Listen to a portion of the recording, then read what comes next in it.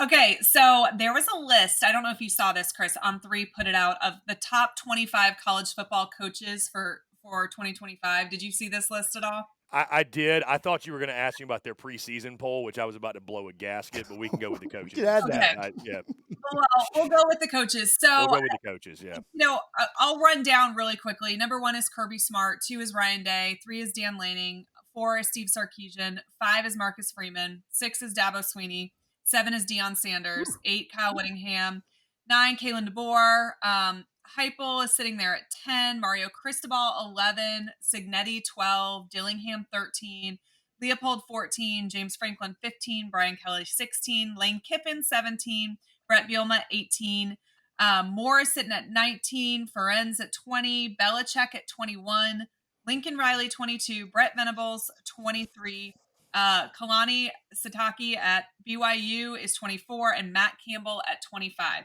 Anything glaringly obvious jump out of you on that? You agree? People you wouldn't have on this list or should have on this list?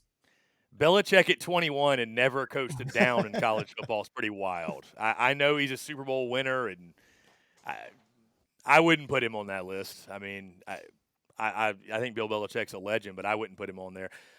Brian Kelly to me is always fascinating. He's obviously in the news recently because of the Good Morning America stuff, and he came out today of a speaking and put out a statement. But he's always a guy that I feel like's ranked a little lower than he probably should be. And I dropped my own SEC head coach rankings, and I had Kelly third behind Kirby and Sark, and I like Heupel a lot. I mean, you could justify putting him there, but there's 3 guys in the conference right now that have been to an SEC championship game, and BK is one of them. So I have a hard time not putting him in that top 3. So I'd have him a little bit higher.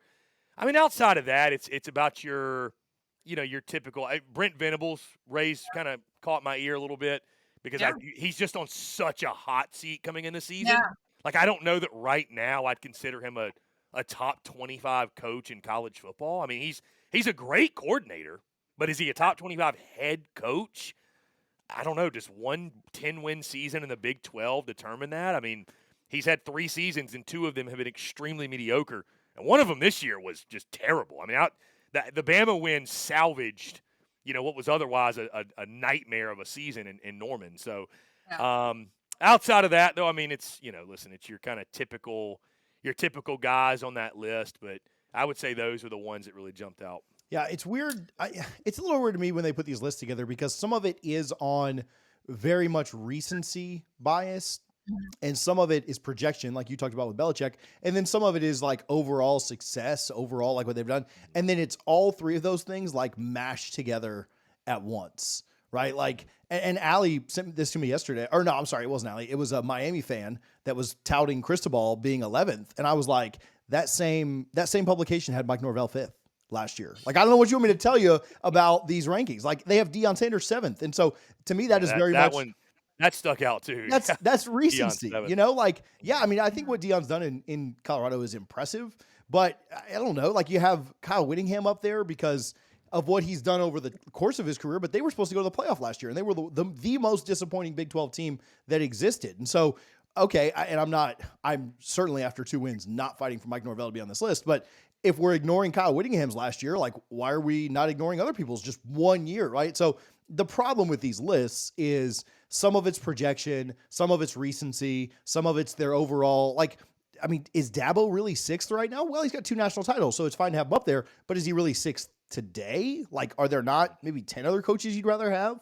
So I don't know. That's why these lists are always terrible because there's no, like, if you're going to make it, you need to make it like my all time, right? Like, so no recency, just their whole careers or just today, who we'd want to play today. Dabo wouldn't be top 10, I don't think, if that's the case, right? And Deion wouldn't be top 10 if that's the case. So I don't know. That's the problem with these lists is that they're combining like 7 different things and then they don't tell, like there's no rhyme or reason. You just put them together and you get idiots like us to talk about it, I guess.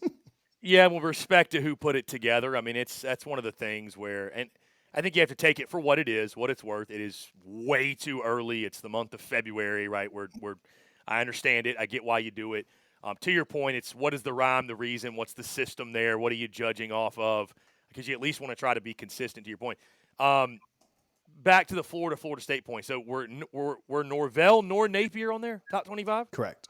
No, Neither. were on So like there. I would put Billy Napier ahead of Brent Well, Venables right now. I mean, that was as a going to be my coach. question. So if you look at this list, half of this list were either hired at the same time Billy Napier was or after Billy Napier was. And I definitely think to your point that you could argue that the turnaround that Florida had the second half of the season kind of it shows that Napier is headed in the right direction and maybe should be on this list for going into 2025 and kind of having the Gators positioned to do well. I would look at this list if we're saying 2025. I would almost look at this list as a too early poll, right? Because your top 25 head coaches probably coach your top 25 teams more than likely.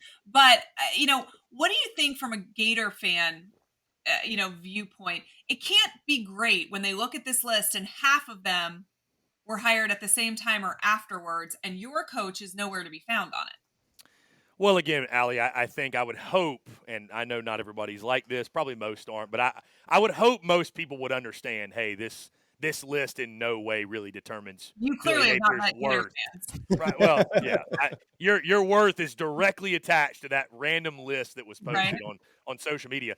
I mean, I know you asked me about the Gators, but really quickly, I mean, to TJ's point, I mean, how can Norvell be a top 5 coach one year and not even the top 25 the next? I know they had a horrific season, but like he doesn't fall 30 spots because they had a bad year. That's crazy to me. He didn't forget how to coach. He's the same guy. But yeah, with Napier, I mean, I would, I guess for some Gator fans, it'll feel like a bad look. And I mean, because I understand it. You're the University of Florida. You could say the same thing about Florida State. It's like we should never have a head coach not in the top 25 best coaches. That should just never happen. Again, you take this poll for what it's worth. But I would agree with you to your point. Like, it's not like, I mean, Florida hasn't just been a complete dumpster fire under Billy, even those first 2 years. They haven't met expectations, obviously. I mean, we'd all agree. Right. But after this last year, I think the way the turnaround with DJ Lagway, what they did in the second half, I mean, gosh, if you'd have told anybody in the preseason, hey, by the way, Florida is going to almost beat Georgia. I was at that game. I think if Lagway plays the whole game, really good chance Florida finds the way to win. They're going to beat LSU. They're going to beat Ole Miss, and they're going to beat Florida State.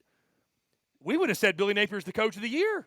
There's just no question. So, yeah, I think he's absolutely a top 25 head coach. And, I mean, again, what he does on the field this year is going to determine far more his future there than a top 25 list in February. I know Gator fans aren't going to like to see it, but, again, I would hope that, man, his seat just warmed up even more because he's not on that top 25 list. But, it's a big year for Billy without any other added to it, right? We understand the expectations going in this year.